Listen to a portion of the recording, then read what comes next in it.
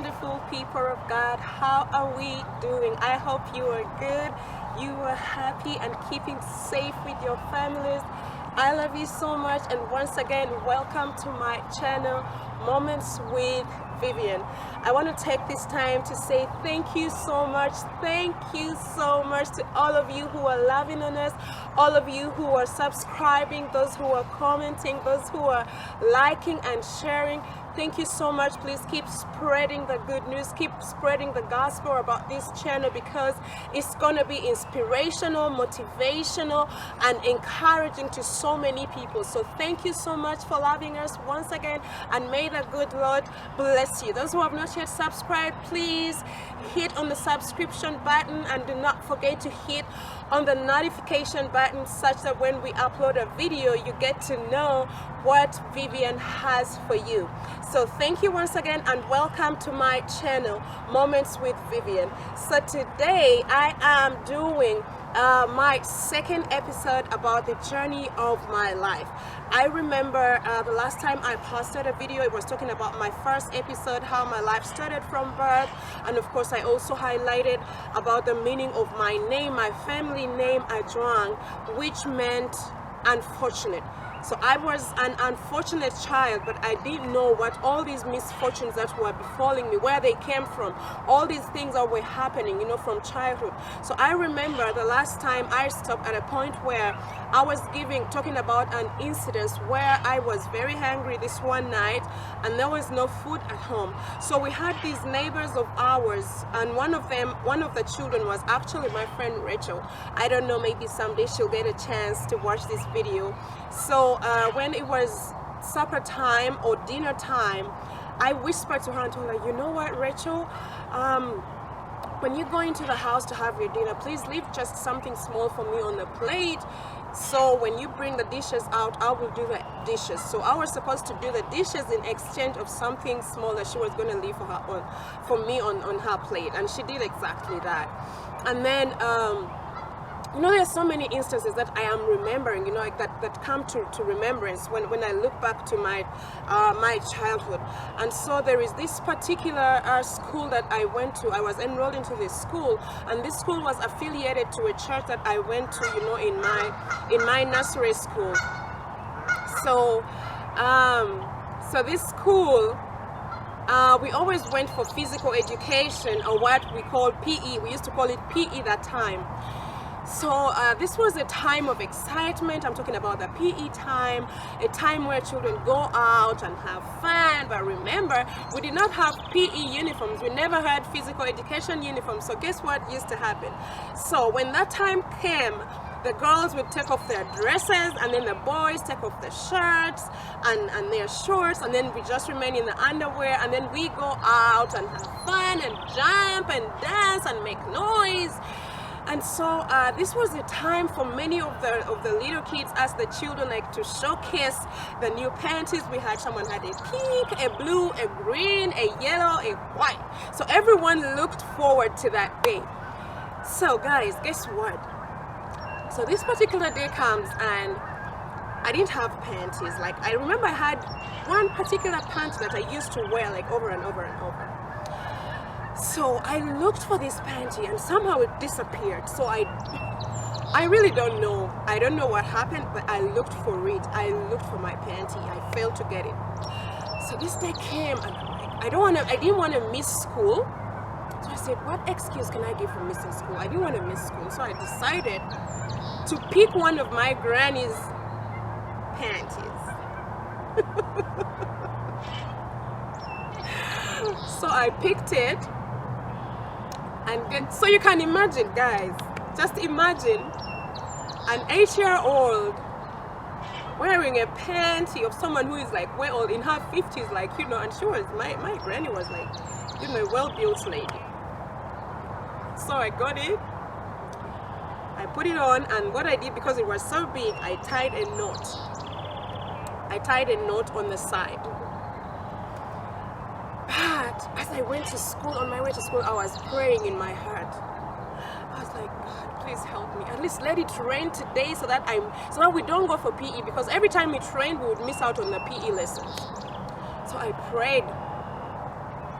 And did God answer that prayer? No, he didn't answer the prayer. So the rain did not fall. Imagine all the time teachers are teaching in class, and me, I'm worried. I'm thinking about the time of PE. What's going to happen? Meanwhile, other children are excited. They're happy. Oh, PE is coming. Well, the time comes. Eventually, the time came. And children were excited, jumping over desks and tables, you know, and so happy, taking off their shoes, socks, uniforms, everything. And all of them went out, but I remained. I was so hesitant because I knew I didn't want to, you know, go through this embarrassment of people seeing what I had underneath that I wasn't proud of. So, as all the children went out, this other teacher came back, and you know, like, he was so rough and so rude and asked me, "What are you doing here? You're supposed to be outside with the rest of the children." I'm like, so I tried to mumble, like to try to talk. I was so scared, I was frightened, I didn't know what to tell that teacher. And before I knew it, this teacher slapped me. Gave me a very hard slap. My goodness, I started crying and I was like, okay, if this is what it is, that is what it is. So I take off my dress, and then the teacher sees. So my intention to take off the dress was, if he sees what I had underneath, I thought he would have mercy on me and say, oh, okay, you can have your dress back and then just sit here, relax. And as your friends come back, you know, they join you. But it was like, hurry up, just go and join your friends, I don't care, you know, and piled all these other insults on me. You know, people who come from Uganda, you know the times we went to primary school, those times, like, those days we had teachers who would be rough, you know, a teacher, you know, insults you and, you know, calls you names. You know, if someone here can bear me witness, you know, we had such teachers who could call children names, you know, and they insult you. They would, you know, categorize you with, you know, you have the rich and then the poor and then all those things. So I finally go out and then I'm crying. And guess what, guys? The moment the children saw me, like everyone, you know, I was just like a tourist attraction or something. Like, honestly speaking, it was funny because right now when I remember that, I personally laugh.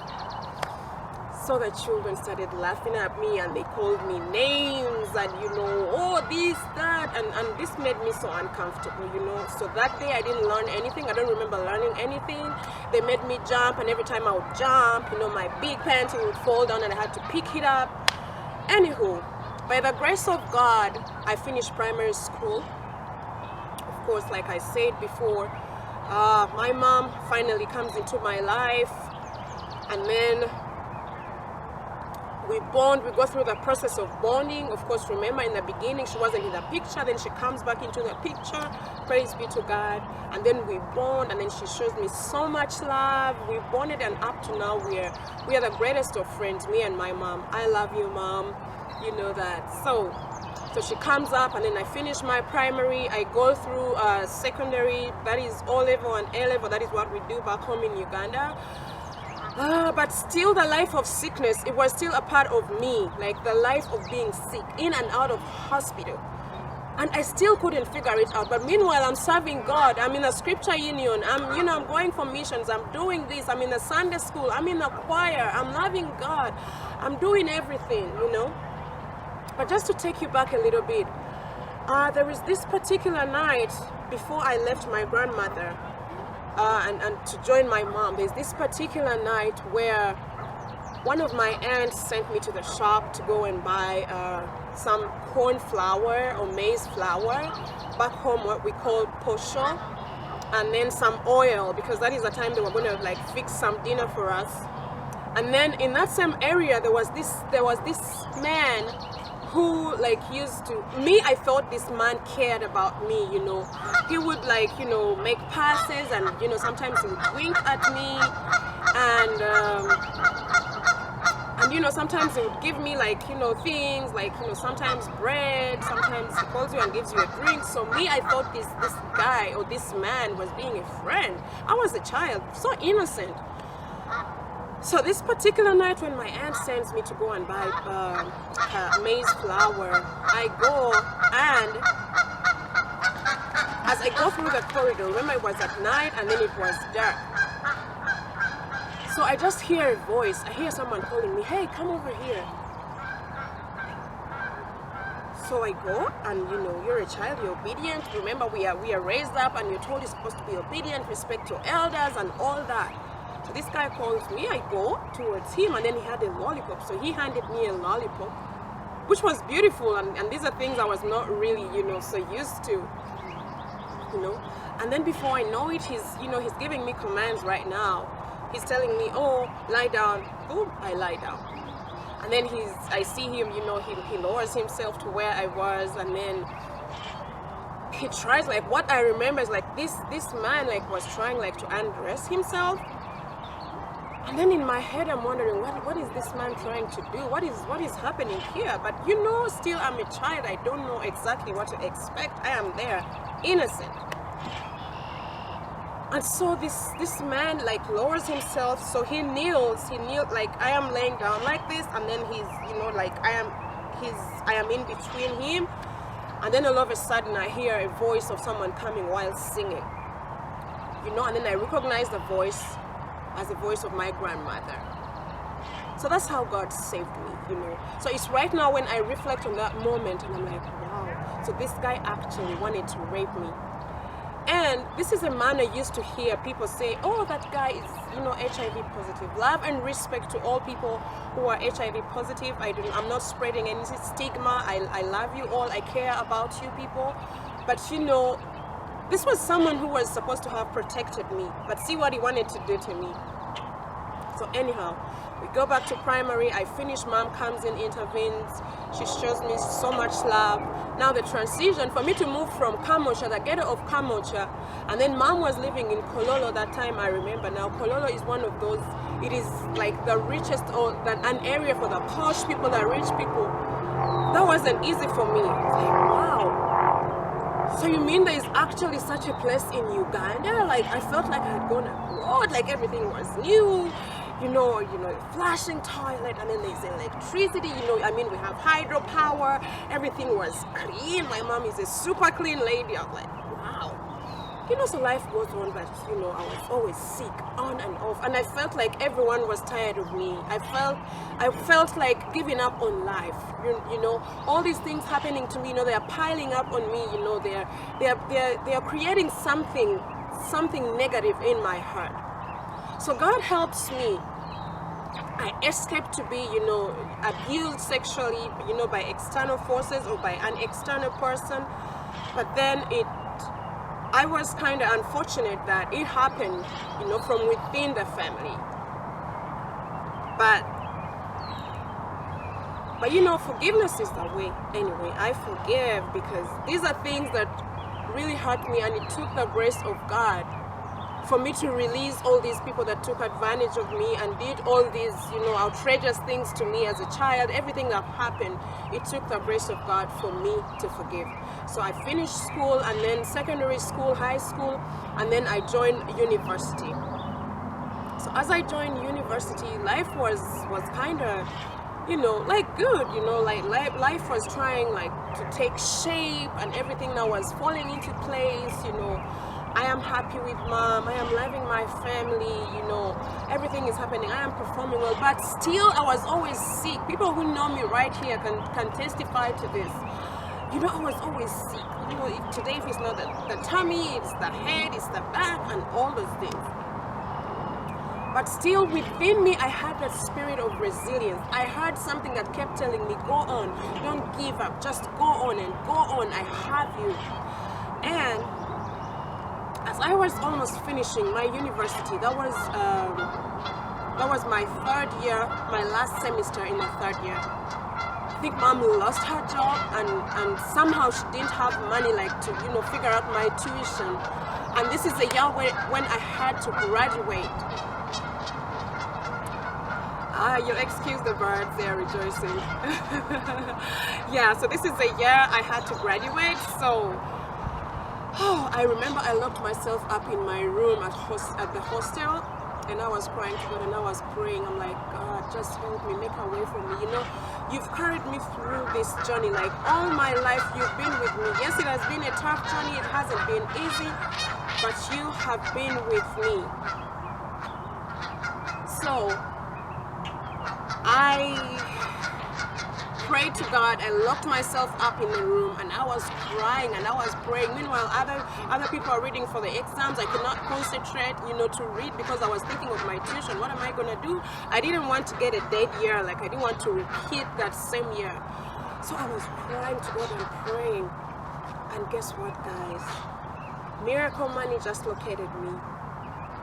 So I have this friend of mine that I studied with in high school. Dami, I love you wherever you are. She lives in the US right now, and I know she's watching or she will watch this. I love you so dearly and pray for you. I pray for you, actually. My mom too prays for you. So miracle money just located me. As I was praying, I just had like a beep on my phone. And wow, she's like, who is this person who doesn't know I am praying, So I checked, and then I saw a message on my phone with Western Union. I was like, wow.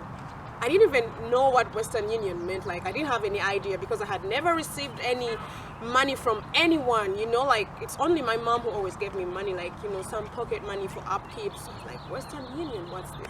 And then I check, and they're like, oh, you've received this much from this person in the US, I was like, wow.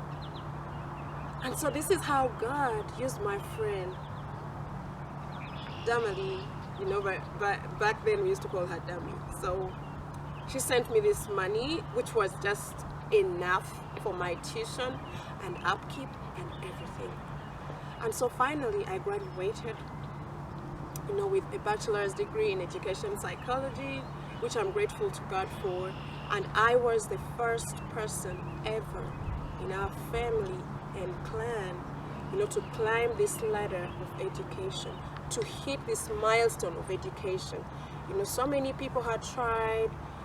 Some of them, stopped along the way because of lack of money, because of different reasons here and there. But God used me, because I remember sometime when I was about 25, I was on a prayer mountain and I was struggling with unforgiveness and bitterness, and I was praying to God. And I asked God, I want this burden to go off my heart, And I was praying and fasting for 3 days, drinking and eating nothing at the prayer mountain. And so on the third day in the morning, I had a voice telling me, called me, Vivian, I love you. I have chosen you, and you're a star in your family.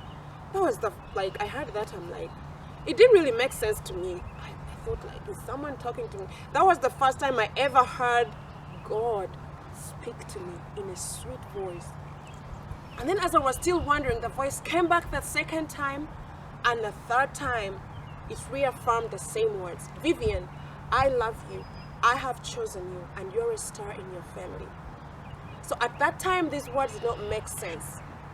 But right now, when I look at my life and all the events that have been unfolding in my life, now I know what the Lord meant for me to be a star, for me to be a center of blessing, not only to my family, but to so many people out there. So I want to thank you so much for following this journey of my life. And I hope and pray that you learned something. To the parents out there, please love your children no matter what. No matter the situation or circumstance, in which you have them. Bond with your children. It's very important for you to bond with your children, Be with them, love them. Be friends with your children. Encourage them, tell them they can make it. And to all of you who are watching, all of you who have subscribed and are liking us, thank you so much, and may the good Lord bless you. So much is still coming. So many things are going to happen, inspirational, motivational. We're going to love on each other, encourage each other, and sharpen each other. So please keep it at Moments with Vivian. Thank you so much, and may the good Lord bless you. We love you right back.